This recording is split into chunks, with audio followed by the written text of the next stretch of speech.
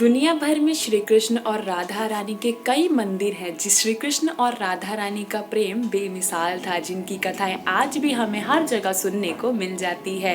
प्रेम करो तो राधा कृष्ण की तरह। जब भी श्री कृष्ण जी की छवि हमारे सामने आती है तो उनके हाथ में हमें बांसुरी जरूर दिखाई देती है। श्री कृष्ण को बांसुरी बहुत ही प्रिय थी और जब भी वह बांसुरी बजाया करते थे तो गोपियां सुध बुध भूल कर श्री कृष्ण के पास खींची चली आती थी। न सिर्फ राधा रानी और गोपियां बल्कि हर कोई कृष्ण की बांसुरी की धुन सुनकर मंत्रमुग्ध हो जाता था।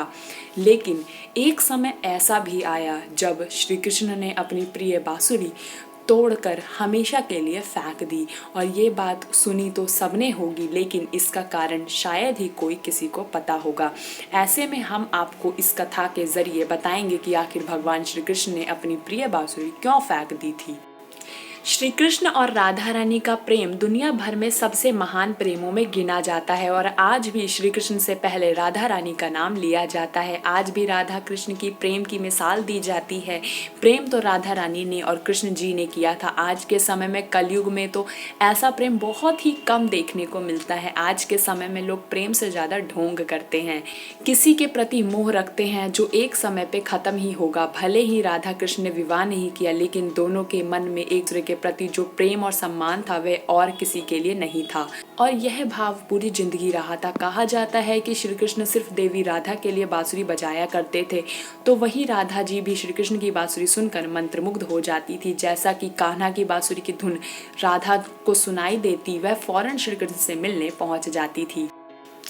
जैसा कि हम सभी जानते हैं कि राधा और श्री कृष्ण एक दूसरे के लिए ही बने थे और वह बचपन से ही हमेशा साथ में रहते थे। लेकिन समय के चक्र के साथ ही श्री कृष्ण भगवान को दायित्वों की भी पूर्ति करने के लिए वृंदावन छोड़कर मथुरा जाना था। इस तरह से वह रानी राधा से दूर चले गए। लेकिन श्री कृष्ण को विदा करते हुए देवी राधा ने उनसे वचन लिया था कि जब उनका अंतिम समय आएगा तो श्री कृष्ण उन्हें दर्शन देंगे और बांसुरी बजाकर सुनाएंगे।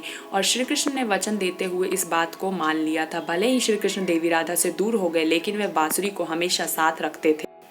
राधा जी के वचन के अनुसार जब देवी राधा का आखिरी समय आया तो वह श्री कृष्ण से मिलने द्वारका पहुंच गई। वहीं श्री कृष्ण ने अपना वचन निभाते हुए राधा रानी से मुलाकात की और पृथ्वी लोक पर यह राधा और कृष्ण का अंतिम मिलन था।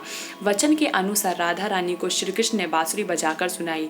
बांसुरी की धुन सुनकर राधा रानी ने श्री कृष्ण के कंधे पर सिर रख लिया और अपने प्राण त्याग दिए। राधा की मृत्यु श्री कृष्ण से बर्दाश्त नहीं हो पाई और इस विरह में उन्होंने अपनी बांसुरी को तोड़कर वहीं झाड़ियों में फेंक दिया। इसके बाद श्री कृष्ण ने यह निश्चित किया कि वे अब कभी